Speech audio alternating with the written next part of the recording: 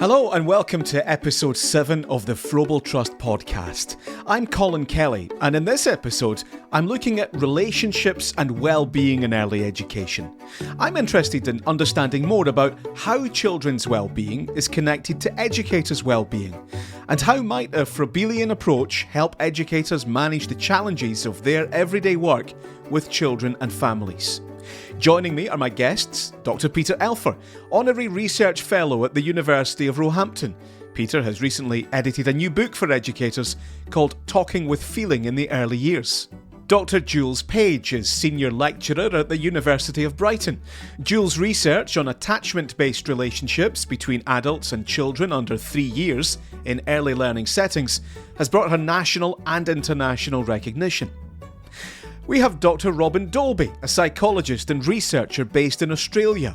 Robyn has been working in the field of infant mental health and supporting educators in early year settings for over 40 years.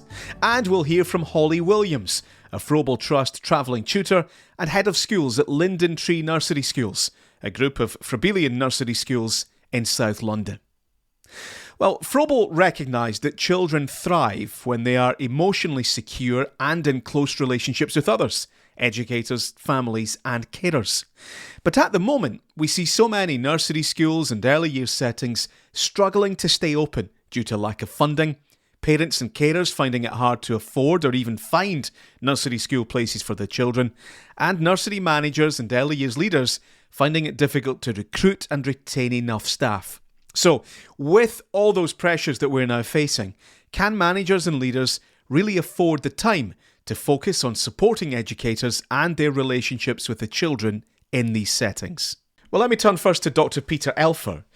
Peter, whilst Eleanor Goldschmied was the inspiration and the architect of the key person approach, I know you've worked closely with Eleanor and Dorothy Selleck on its implementation. When we read these surveys about turnover of staff shortages, all the challenges facing the sector, is that concept of a key person maybe a luxury we can't afford? No, I think it's more vital than ever.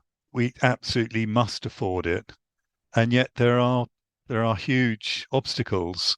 And one of the things that was so brilliant about Froebel was that he really understood this. We're going back, 150 years.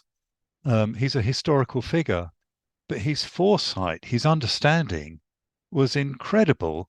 And he understood in a really sort of deep down way that for every child, every human being, what really matters is to feel known by somebody, understood and responded to. And if you don't have that, and we all need it, you don't have anything. It's almost as important for life as food and water to feel attended to. I mean, Froebel had a tragic childhood.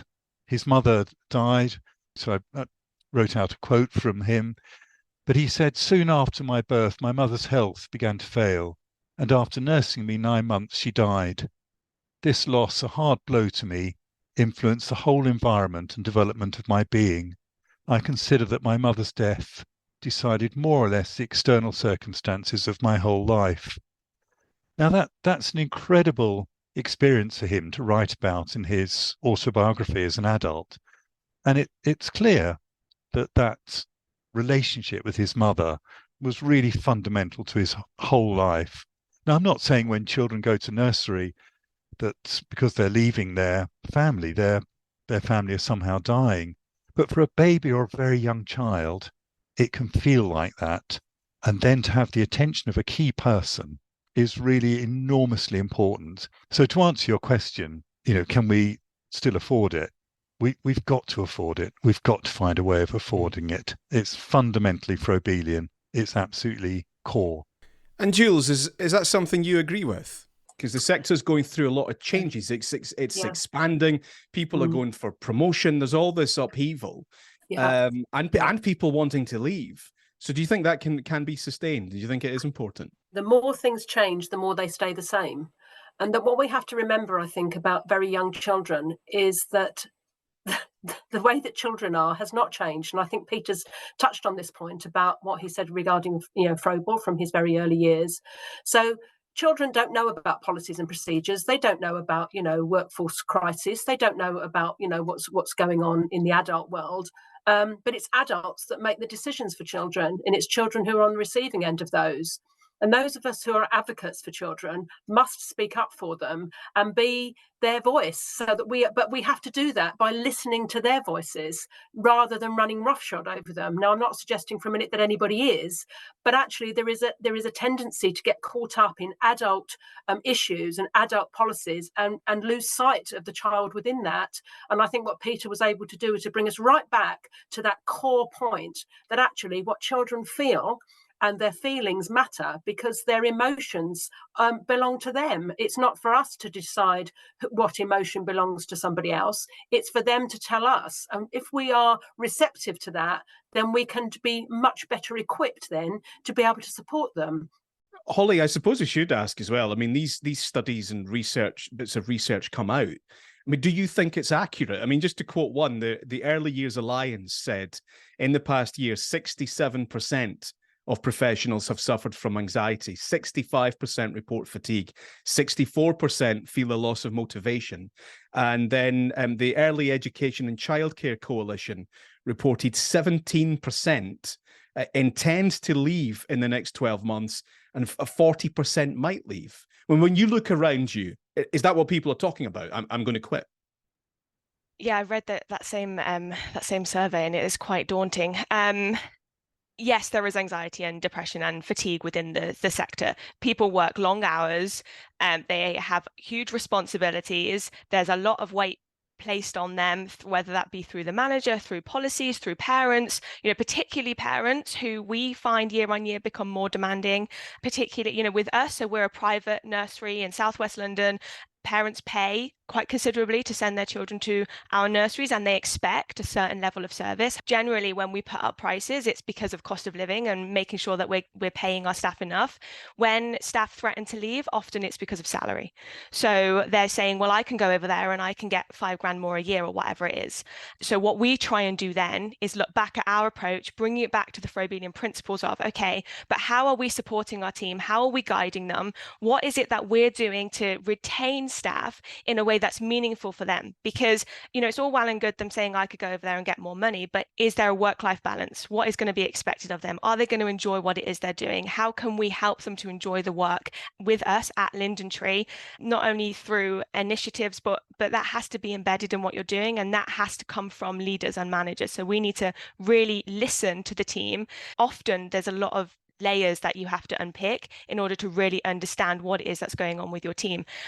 And that's tricky for leaders, because often, what I'm seeing with my managers is they're spending so much time putting the children first, really thinking about how are we making this experience the best that we possibly can for our children every single day, and how am I supporting the staff to do that, and how am I making sure the setting is running in safe ways, making sure that the risk assessments are in place, safeguarding procedures, everything is in place, that then at the end of the day, they're exhausted. So I'm telling them, going, right, what is it that you need from me?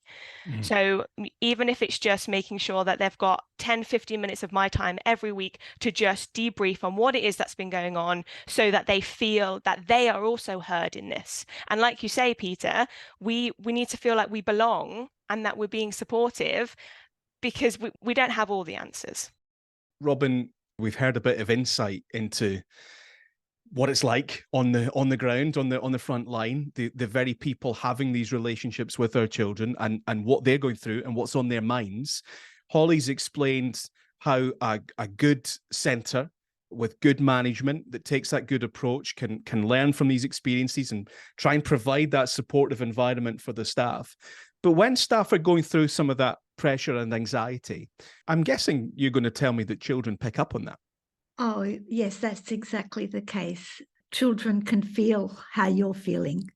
And one of the things that we're so interested in is in building connections with children. I think educators think that they think about the connections that they can build in peaceful moments, like when the children are settled and ready for play.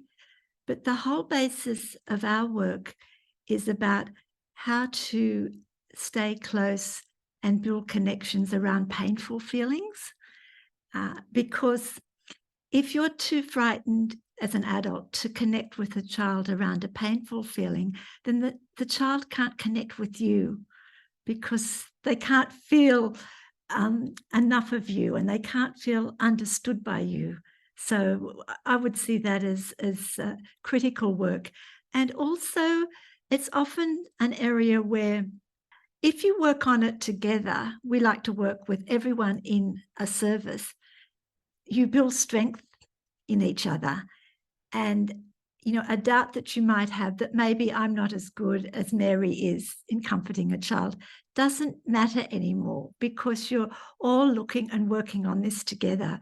So we find that working together, building this secure-based culture around the idea of making connections around painful moments. The ones that we focus on are at the start of the day when the children are saying goodbye to their mum and dad.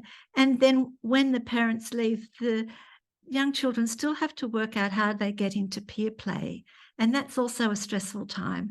So we look at that focus, and we often find if we really are with the educators in that part of the day, then the rest of the day goes well. And the children start to use the educators in the way that attachment theory would talk about as a secure base. So they know that they can come back to you if something goes wrong. And the educators know that that's where my best opportunity is. How do I welcome them back? Holli, I wondered if you could give us a bit of insight. We live in very difficult times. I know people that have stopped watching the news in the evening because it's too much for them. The very severe cost of living crisis. We have conflict around the world, conflict in Europe. People say that they're losing faith in governments and other large institutions. A lot of people, when they look ahead, they're not sure what their long-term future holds. And I'm wondering to what extent maybe the anxiety around all that is making its way into our nurseries and early years settings. So I have been working in nurseries for, I realised the other day, almost 20 years. Like from starting at doing my level 3 back when I was 16, and the sector has changed exponentially since I started, and a lot of more stress I think is coming into the nursery, the workplace, unfortunately. And obviously, as you were saying, with the political climate, this peaks and at different times. And then we had a pandemic, which was hugely impactful for our entire workforce. And we found that during that time, a lot of people reevaluated their lives, me included. What is it that we really want out of life, and how does our work and what we do day to day impact that? So we've generally had a recruitment crisis. That's not it's not new, but COVID definitely exacerbated that. And we had quite a lot of stability for a while because it was very uncertain. A lot of people were uncertain. They didn't really know what it was that they were doing. And then they made decisions, generally a lot of people, to move away from the sector. So we had a huge fallout of people. And when nurseries were closed as well during COVID, people did other work and realized that there were other ventures that they could go, avenues that they could go to, and they decided to do something else. So yes, that had impact on us because it has an impact on the consistency of the workforce and the consistency for the children as well, which is obviously when you're thinking about that key person approach, it's exactly as you were saying earlier, Peter. It's the key person approach is wonderful because it gives practitioners the ability to focus on their core group of children. It gives parents a specific person that they can go to if they've got any concerns. But when that person is off sick because of stress, or they decide to leave, sometimes without any notice, that has huge impact on the nursery and on the children. And a lot of that then falls back on the managers. So that consistency of the care then is fractured, and that is difficult.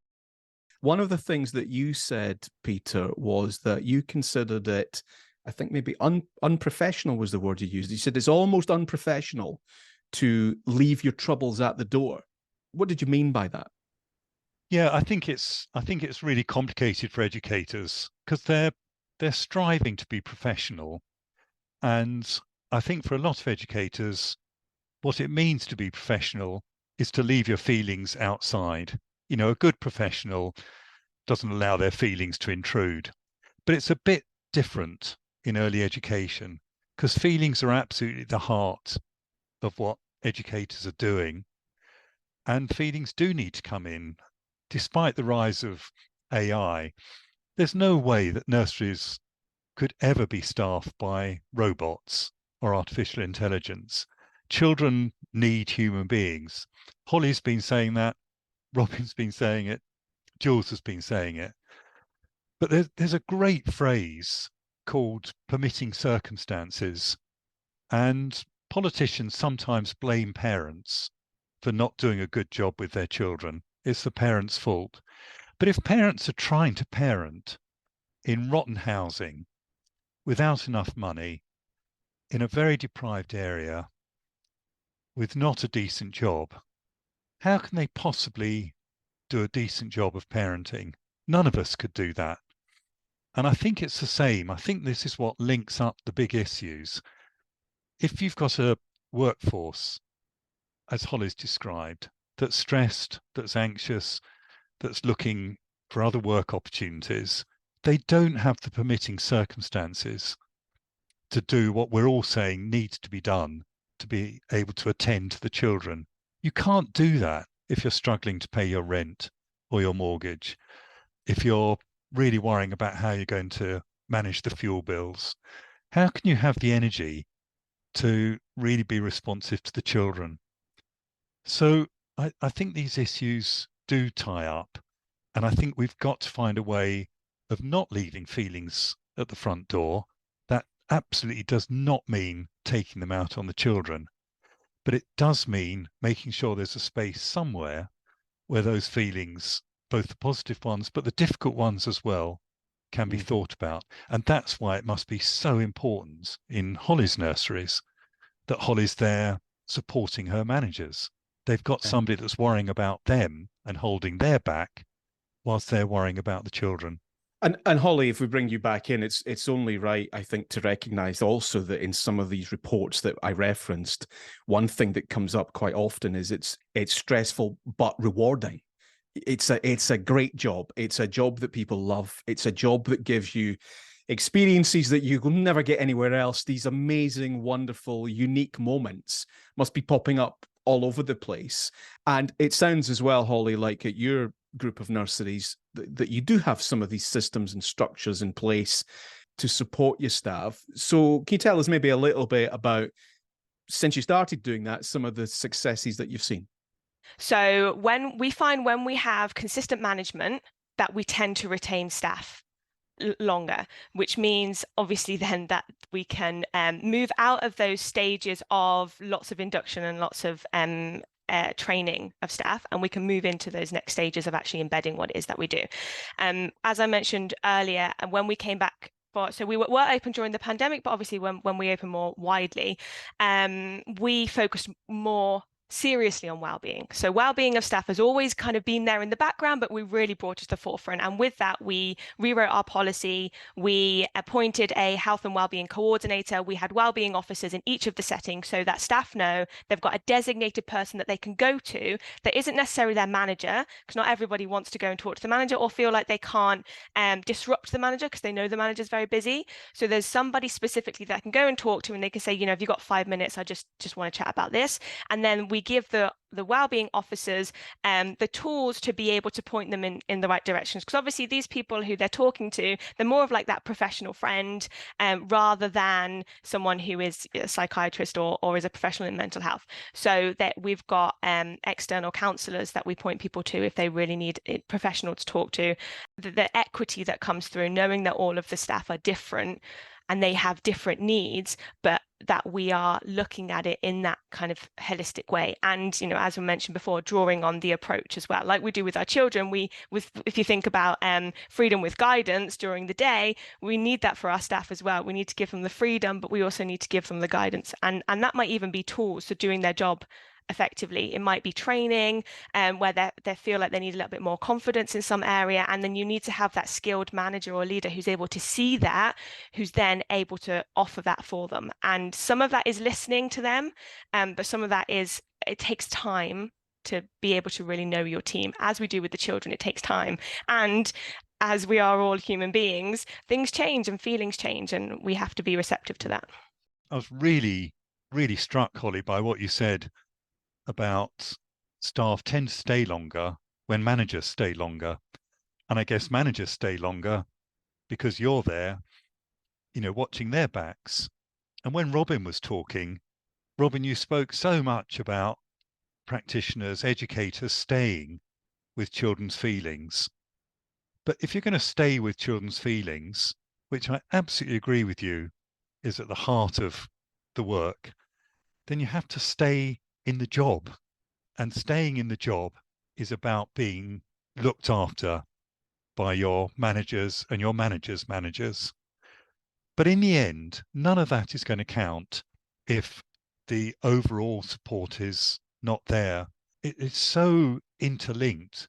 We just cannot expect educators, and the survey is showing this, is to stay in this work if they can get a better job with more regular hours on a supermarket checkout.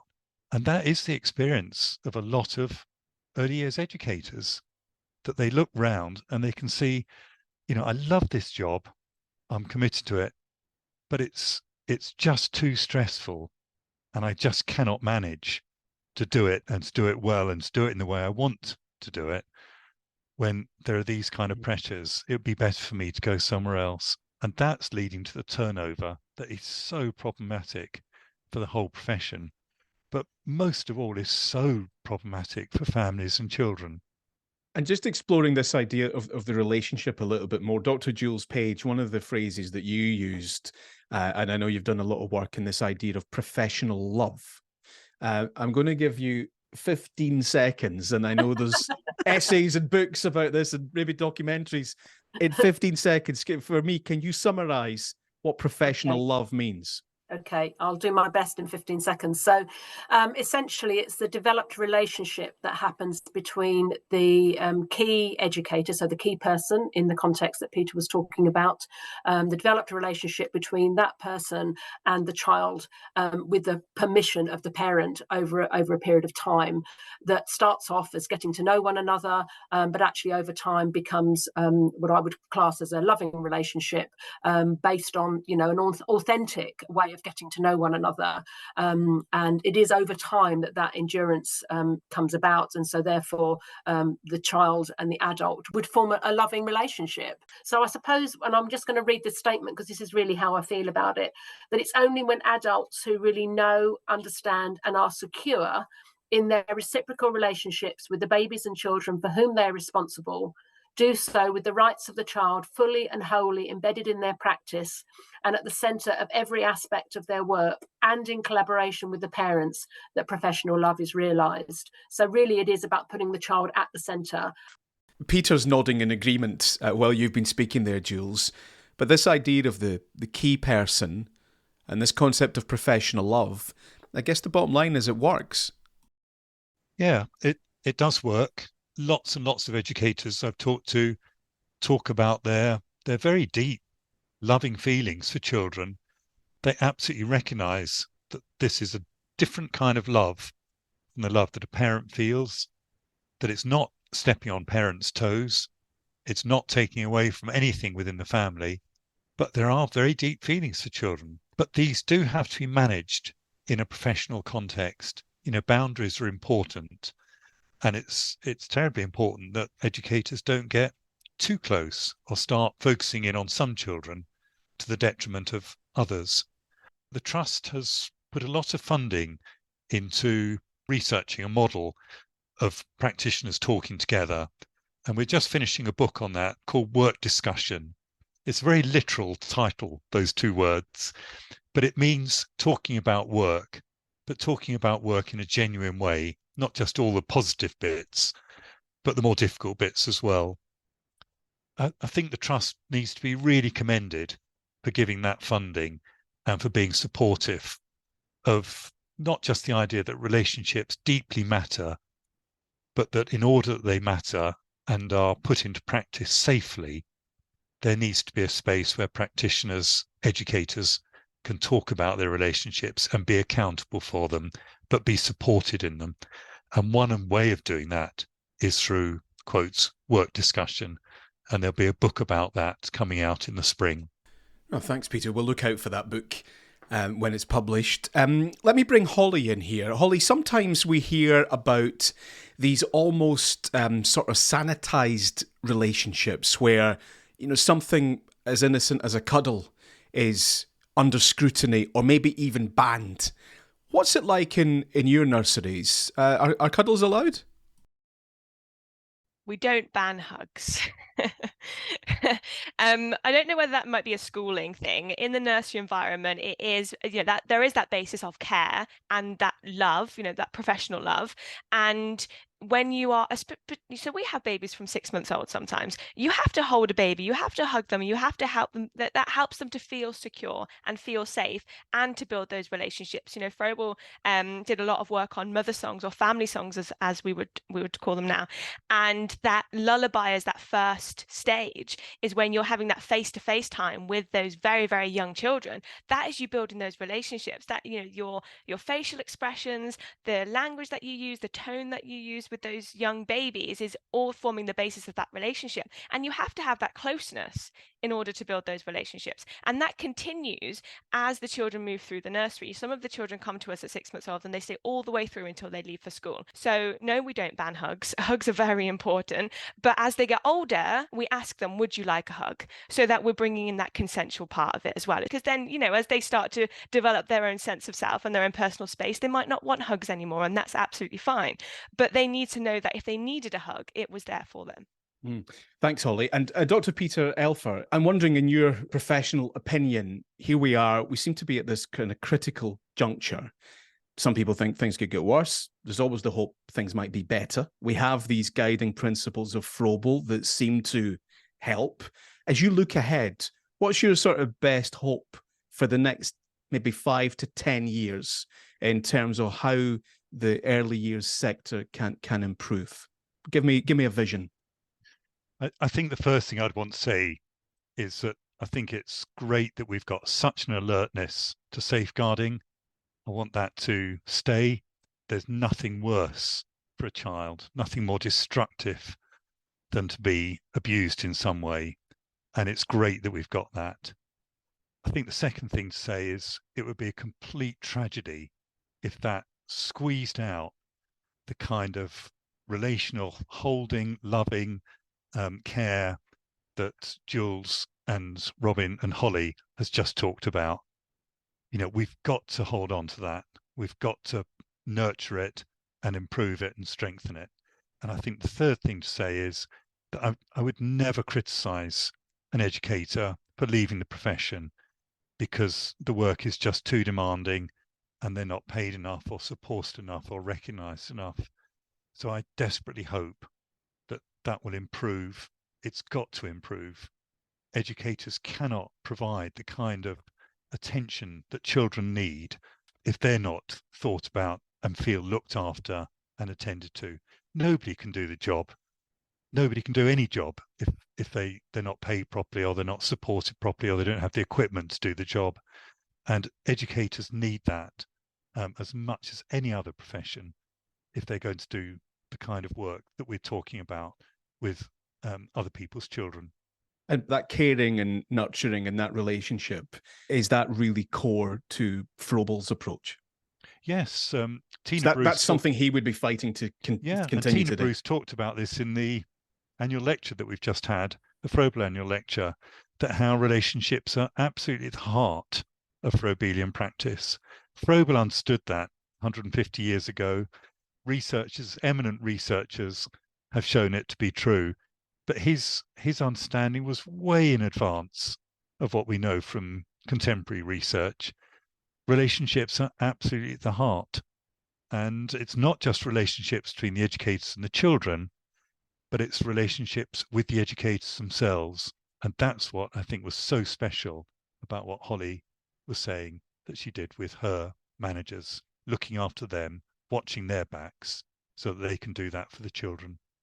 I'm just wondering maybe if we could just say a little more about what staff ought to do if they need help and support. I know that when we were preparing this, there was this notion of like supervision, which I think social workers get, that it's a kind of a formal thing that they can have. You know, Holli's talked about what sounds to me like an example of best practice in her place, but of course that won't be available to everyone. Robyn, do you think there's a role for some sort of statutory support for staff? Oh, absolutely. Because, you know, as a psychologist, I have to have supervision. That's part of my responsibility because I'm working in the field of relationships. And educators should have exactly the same. They need a space where they can speak to feelings, where every feeling is okay. When we ask educators about feelings, we always say that in the work we do with you, we'll be asking you how you feel. And all of them say that it's so difficult to answer that question. And it's because they don't have the opportunity to be able to have a space where they can talk, as you say, Peter, talk with feelings. And it's about their own feelings, the reflections of the feelings they have about the children, and also their feelings about the relationships that they have with the children. I'm only used to doing it in a group context, and I find that that's very nurturing because the educators discover that I'm having the same feeling as you're having toward that child. And so a lot of shared experience can take place. So I think to have a space where you can talk with feeling about your own feelings and the children, it's absolutely necessary. Jools, is that something that you'd like to see more of as well? That idea of we've got each other's back and we'll talk about what's going on, and ultimately, I guess the whole team makes progress together.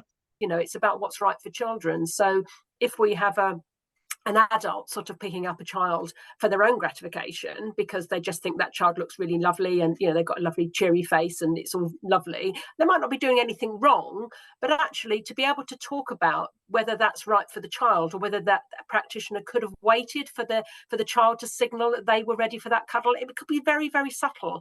But actually having a context where you can have those discussions would take a very, very long time to build. And I'm sure Holli would say that in her own setting, is that, you know, those things don't happen overnight. So it happens over a long period of time. But that's when you get a really good, you know, group of staff together and you have a wonderful team that are able to talk about those things that are difficult, as well as celebrate the joyfulness and the flourishing of the children. And Holli, as you look ahead, and we mentioned, you know, this kind of pivotal moment that the profession is at just now, what's your hope looking ahead over the next 5 to 10 years? I mean, I guess you are spreading your word. Your work as a Froebel travelling tutor, you're taking that best practice from your corner of South London, sharing that around the country. What's your hope when you look to the future?